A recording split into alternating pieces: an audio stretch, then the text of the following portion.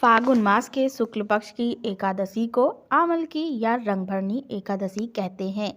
इस दिन भगवान विष्णु और आंवले के पेड़ की पूजा की जाती है। जो लोग इस दिन व्रत नहीं कर सकते उन्हें आंवले का स्पर्श और सेवन कर लेना चाहिए। इससे भी अपार पुण्य की प्राप्ति होती है।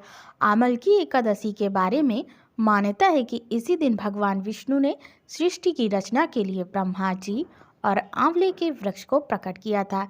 इसी कारण इसे आमल की एकादशी भी कहते हैं।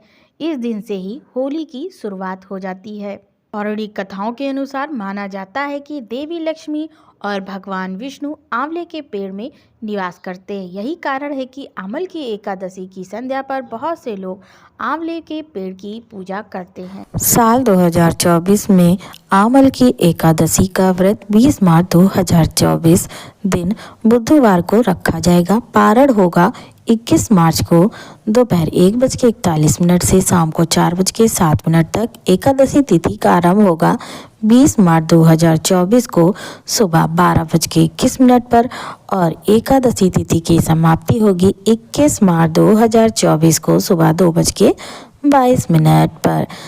व्रत की विधि जान लेते हैं। पुराणों के अनुसार दशमी तिथि को शाम को सूर्यास्त के बाद भोजन नहीं करना चाहिए और रात्रि में भगवान का ध्यान करते हुए सोए।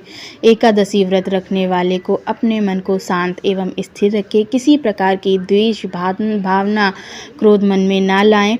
एकादशी को तांबा, चांदी, चावल और दही का दान करना उचित होता है। प्रातःकाल सूर्योदय से पूर्व उठकर स्नान करें। स्वच्छ वस्त्र धारण कर भगवान विष्णु की पूजा में तुलसी, ऋतुफल एवं तिल का प्रयोग करें। व्रत के दिन अन्न वर्जित है, निराहार रहें और शाम में पूजा के बाद चाहे तो फल ग्रहण कर सकते। यदि आप किसी कारण व्रत नहीं रख सकते तो भी एकादशी के दिन चावल का प्रयोग भोजन में नहीं करना चाहिए। एकादशी के दिन रात्रि जागरण का बड़ा महत्व है। संभव हो तो रात में जग कर भगवान का भजन कीर्तन करें।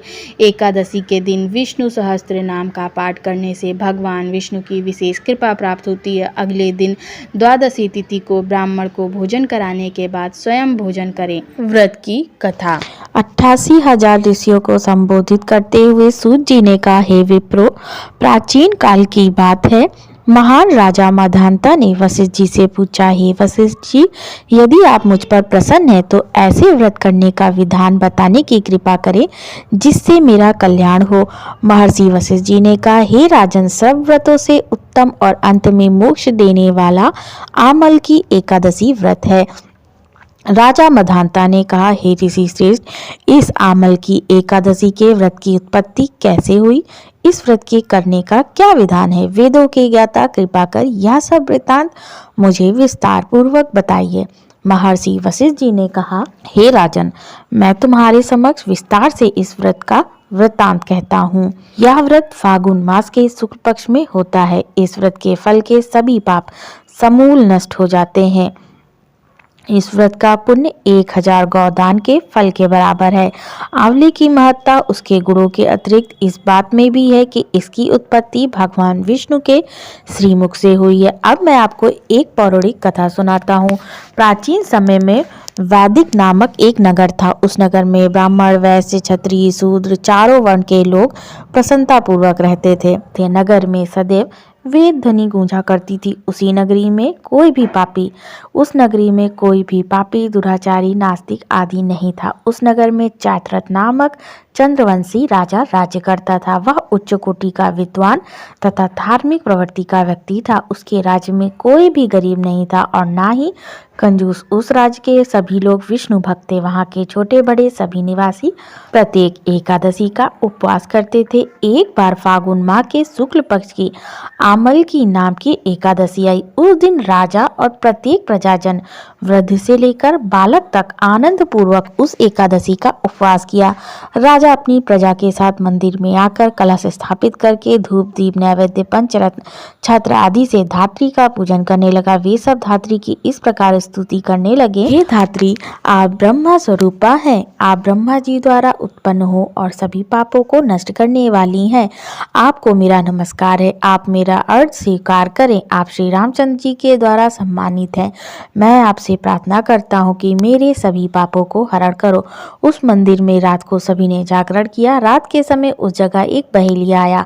वह महापापी तथा दुराचारी था। अपने कुटुंब का पालन वह जीव हिंसा करके करता था। वह भूख प्यास से अत्यंत व्याकुल था। कुष्ठ भोजन पाने की इच्छा से वह मंदिर के एक कोने बैठ गया। उस जगह बैठकर वह भगवान विष्णु की कथा तथा एकादशी महात्म्य सुनने लगा। इस प्रकार उस बहेलिये ने सारी रात अन्य लोगों के साथ जागरण कर व्यतीत की। प्रातःकाल सभी लोग अपने अपने निवास चले गए। इसी प्रकार वह बहेलिया अपने घर चला गया और वहां जाकर भोजन किया।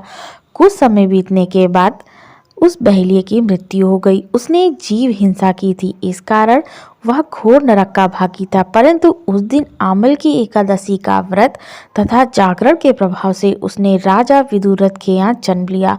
उसका नाम वसुरथ रखा गया। बड़ा होने पर वह चतुरंगनी सेना सहित धन धान्य से युक्त होकर 10 सहस्त्र ग्रामों का संचालन करने लगा।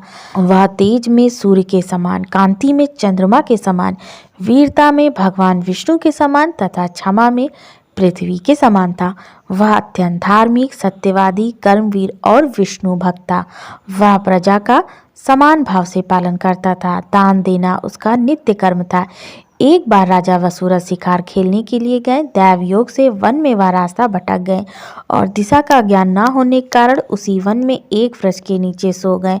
कुछ समय पश्चात पहाड़ी डाकू वहां आया और राजा को अकेला देखकर मारो मारो चिल्लाते हुए राजा वसुरथ की ओर दौड़े। वह डाकू कहने लगा, इस दुष्ट राजा ने हमारे माता पिता, पुत्र पौत्र आदि समस्त संबंधियों को मारा है तथा देश से निकाल दिया। अब हमें इसे मारकर अपने अपमान का बदला लेना चाहिए। इतना कह वे डाकू राजा को मारने लगे और उस पर अस्त्र शस्त्र का प्रहार करने लगे। उन डाकुओं के अस्त्र शस्त्र राजा के शरीर पर लगते ही नष्ट हो जाते और राजा को पुष्पों के समान प्रतीत होता। कुछ देर बाद प्रभु इच्छा से उन डाकुओं के अस्त्र शस्त्र उन्हीं पर प्रहार करने लगे, जिससे वे भी मूर्छित हो गए।